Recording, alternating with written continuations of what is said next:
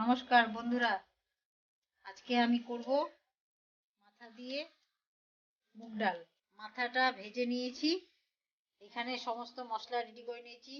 চার পাঁচটা রসুনের কোয়া, আদা কুচি, পেঁয়াজ কুচি, সানরাইজের গরম মশলা, লঙ্কা কুচি, একটা তেজপাতা, দুটো শুকনো লঙ্কা, আর ডাল সেদ্ধ করে নিয়েছি প্রেসার কুকারে। অল্প সামান্য গরম জল দিয়ে দিলাম। ডালটা ঘুটে নিচ্ছি, মুগের ডাল। ফোড়ন দিয়ে দিলাম অল্প, তেজপাতা দিয়ে দিলাম, শুকনো লঙ্কা দিয়ে দিলাম,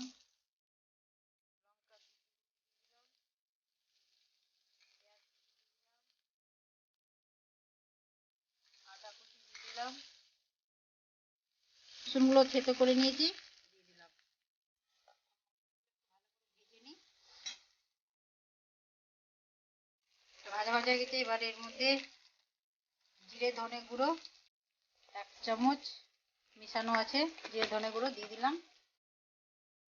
সানরাইজের গরম মশলা দিয়ে দিলাম।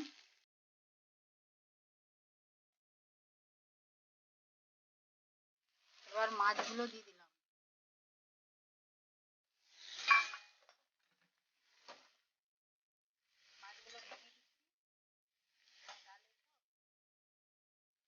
মাছগুলো ভেঙে দিয়েছি, একটু কষেই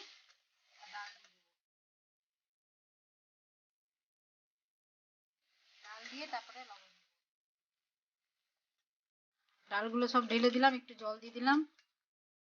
এবার ডালে লবণ দিয়ে দিলাম, হলুদ তো ডাল সেদ্ধর সময় দিয়ে দিয়েছিলাম।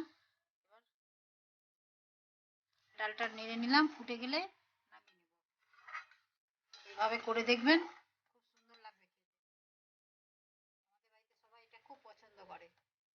যে ডালটা ঢেলে নিয়েছি।